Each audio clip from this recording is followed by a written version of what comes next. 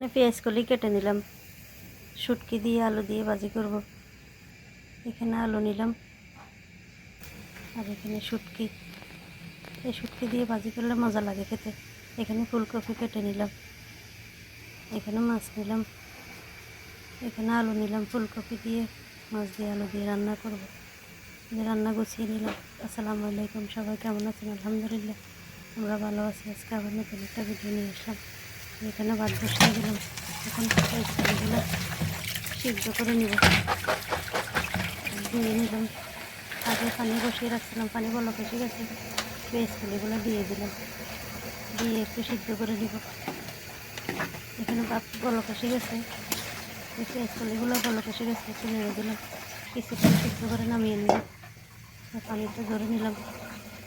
এখন ফুলকপি রান্না বসিয়ে দিব। কড়াই বসিয়ে তেল দিয়ে দিলাম, তেলে গরম হয়ে গেছে। এখন এক এক করে মশলাগুলো দিয়ে দিব।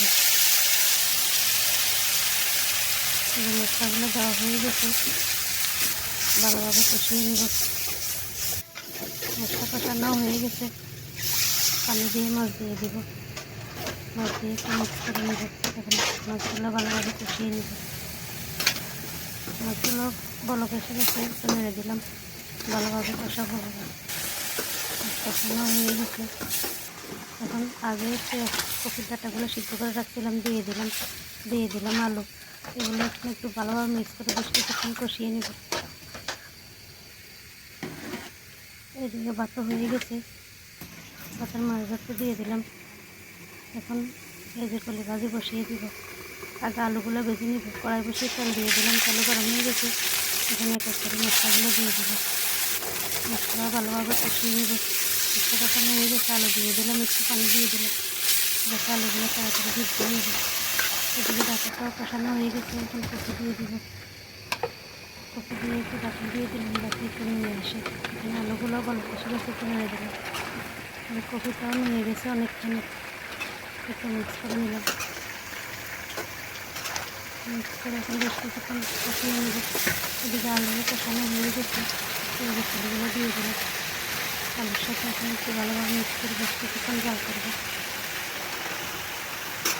কপি কষানো হয়ে গেছে, দিয়ে দিলাম একটু জিরা ধনিয়ার গুঁড়া, দিয়ে দিলাম পানি। এখন একটু ভালোভাবে মিক্স করে নেব। মিক্স করা হয়ে গেছে, এখন কিছুক্ষণ জাল করে নামিয়ে দেবো। বলক এসে গেছে কপির, একটু নেমে দিলাম। কপি হয়ে আসছে, এখন ধনিয়া পাতা দিয়ে নামিয়ে নেব। এদিকে পেঁয়াজ কলিটাও ভাজা হয়ে আসছে, শুটকি দিয়ে দিব। শুটকি দিয়ে একটু মিক্স করে নিলাম। এখন একটু জাল করে নেব। দিয়ে দিলাম কাঁচামরিচ দিয়ে আবার একটু নেড়ে দিলাম। কপিও রান্না হয়ে গেছে, ধনিয়া পাতা দিয়ে একটু জাল করে নামিয়ে নেব। কপি রান্না রেডি, নামিয়ে নিলাম। এদিকে বাচ্চার পাতিলটা একটু চাকা দিয়ে দিলাম। এই যে পেঁয়াজ কলিয়ে ভাজি হয়ে আসছে, আর একটু জাল করে নামিয়ে নেব। পেঁয়াজ কলি ভাজিও রেডি। এই ছিল আজকের রান্না। রান্না কমপ্লিট। এখন দুপুরে কাজকর্ম সেরে খাওয়া দাওয়া করে নিব। আজকে এই পর্যন্তই। সবাই ভালো থাকবেন, সুস্থ থাকবেন। যেখান থেকে ভিডিওটা দেখেন, ভালো লাগলে লাইক কমেন্ট করবেন। আল্লাহ হাফেজ। সবাইকে অনেক ধন্যবাদ। আসসালামু আলাইকুম।